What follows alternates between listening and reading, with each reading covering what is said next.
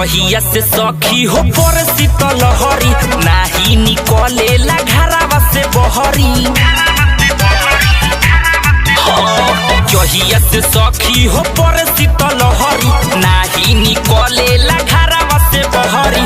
पिएला दूध रोज 1 लीटर लहंगा में हमारा जरावेला हीटर। पतार करे कूला हो झूला के भीतर, पतार करे कूला हो झूला के भीतर, पतार करे कूला हो झूला के भीतर।